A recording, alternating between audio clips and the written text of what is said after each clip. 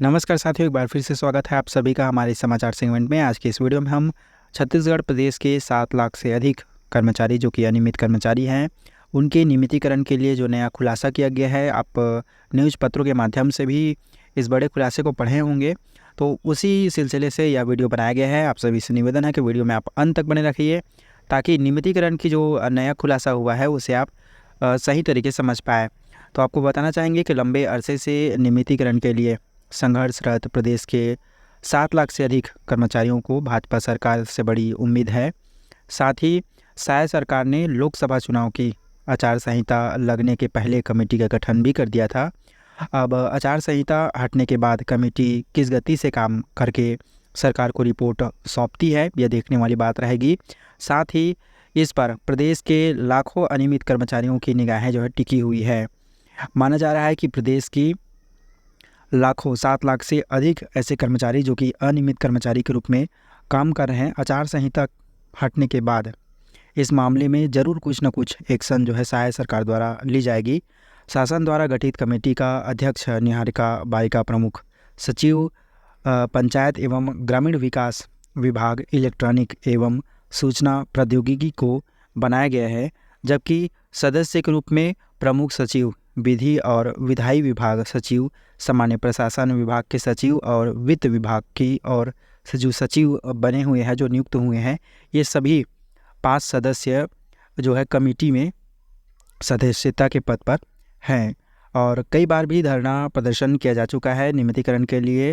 हजारों तरह का के जो है ज्ञापन सरकार को दे चुके हैं। तो विभिन्न विभागों में तैनात कर्मचारियों ने अपनी अपनी मांगों को लेकर कांग्रेस सरकार में कई बार आंदोलन, धरना प्रदर्शन जो है किया था।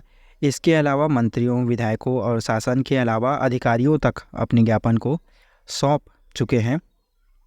गौरतलब ये है कि यहाँ सबसे अधिक अनियमित कर्मचारी हैं। छत्तीसगढ़ में सबसे अधिक जो है अनियमित कर्मचारी हैं। शासन के विभिन्न विभागों में थोक के भाव में हजारों कर्मचारी जो है आउटसोर्सिंग के रूप में काम करते हैं, ठेका के रूप में काम करते हैं, जाप दर के रूप में काम करते हैं, संविदा, दैनिक वेतनभोगी, कलेक्टर दर, श्रमायुक्त दर पर काम करने वाले कर्मचारियों को लगभग अंशकालीन स्कूल सफाई कर्मचारियों को जोड़ते हुए 7 लाख से अधिक कर्मचारियों का जो है एक समूह बनता है, जिसे हम अनियमित कर्मचारी के रूप से जानते हैं। और ये सभी अनियमित कर्मचारी एक ही आस लगाए हुए बैठे हैं शायद सरकार से, कब इनको नियमितीकरण मिलेगी। कर्मचारियों की अगर मांग को देखा जाए तो कर्मचारियों की मुख्य 10 मांगे रही हैं। जैसे कि फर्स्ट मांग इनकी ये रही है कि दैनिक वेतन भोगी कर्मचारियों को कलेक्टर दर, श्रमायुक्त दर और संविदा, समतुल्य मानदेय, जाप दर। ऐसे कर्मचारियों को, जो कर्मचारी अभी कार्यरत हैं, उनको तत्काल रूप से नियमित किया जाए, स्थायीकरण किया जाए, ऐसी इनकी फर्स्ट मांग रहती है। दूसरी मांग के बारे में बात करें तो जाप दर में कार्यरत कर्मचारियों को मासिक न्यूनतम वेतन पर समायोजित किया जाए और इन्हें नियत अवधि में नियमितीकरण करने का आदेश दिया जाए, यह मांग दूसरी है। तीसरी मांग इसमें यह है कि न्यूनतम मानदेय कर्मचारियों को एक नियत अवधि के नियमितीकरण, स्थायीकरण कर दिया जाए। चौथी मांग इसमें ये रही है कि विगत वर्षों में निकाले गए जो कर्मचारी हैं, जिनको छटनी कर दिया गया है, किसी शिकायत के आधार पर उन्हें बाहर कर दिया गया है, तो उन सभी कर्मचारियों को पुनः बहाल किया जाए। पाँचवीं मांग ये कि अंशकालीन कर्मचारियों को पूर्णकालीन किया जाए, साथ ही एक नियत अवधि के बाद उन्हें नियुक्ति प्रमाण पत्र देते हुए स्थायीकरण की मांग भी रखी गई है। छठवीं मांग इसमें आउटसोर्सिंग, जो प्लेसमेंट के माध्यम से कर्मचारी जो कार्यरत हैं अभी, उन सब को समायोजित किया जाए विभाग में और विभाग के अंदर ही उन्हें नियमितीकरण प्रदान किया जाए।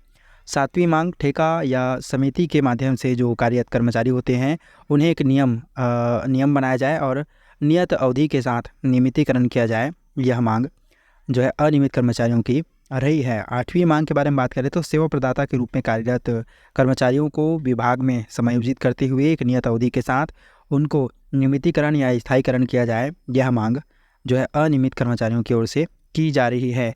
साथ ही साथ नौवां और महत्वपूर्ण इम्पोर्टेंट बात यह है कि कर्मचारियों का एक जो मांग यह भी है कि धरना प्रदर्शन के दौरान अनियमित कर्मचारियों पर जो दर्ज मुकदमा है, उन्हें जो है शून्य किया जाए। और यह बहुत बड़ी जो मांग है अंशकालीन स्कूल सफाई कर्मचारी और अनियमित कर्मचारियों की ओर से बार बार देखी जा रही है।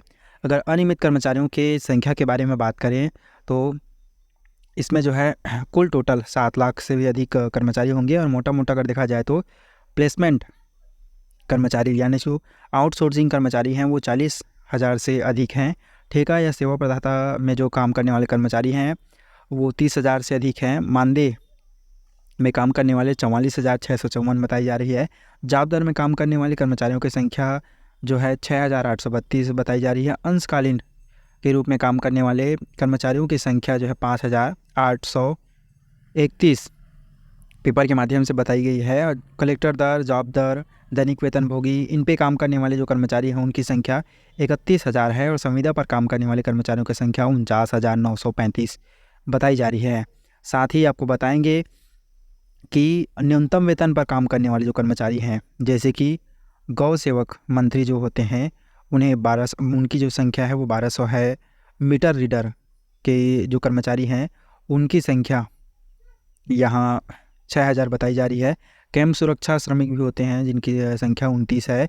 आयुष योग प्रशिक्षण, इनकी संख्या 182 बताई गई है। पंचायत में जो भृत्य होते हैं उनकी संख्या 5,000 बताई गई है। पंचायत में जो कंप्यूटर ऑपरेटर होते हैं उनकी संख्या 5,654 बताई गई है। किसान मित्र की जो संख्या है वो 9,254 है। स्कूल सफाई कर्मचारियों की जो संख्या है वो 43,301 है। साथ ही मध्याह्न भोजन रसोईया कर्मचारियों की संख्या 87,000 जो है 25 बताई जा रही है। मितानिनों की संख्या भी काफ़ी ज़्यादा है, 72,000 के लगभग मितानिनों की संख्या है।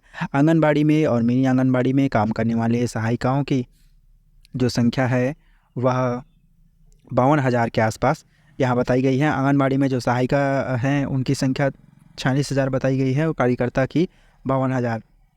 राजस्व ग्राम अधिकारी यानी कि पटेल की जो संख्या होती है वो 16,000 बताई गई है। स्वच्छता दीदी की 9,000।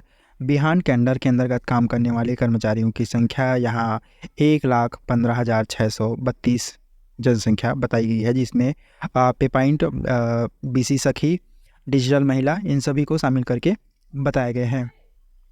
बहुउद्देशीय और पुनर्वास सहायक कार्यकर्ता 28। दिव्यांग कार्यकर्ताओं की संख्या 1,600।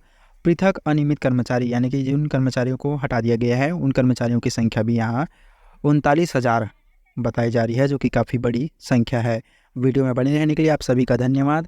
इसी तरह की नॉलेजफुल जानकारी पाने के लिए हमारे चैनल से जरूर जुड़े रहिए। बहुत जल्द एक नई जानकारी के साथ पुनः आप सबके बीच हाजिर होंगे।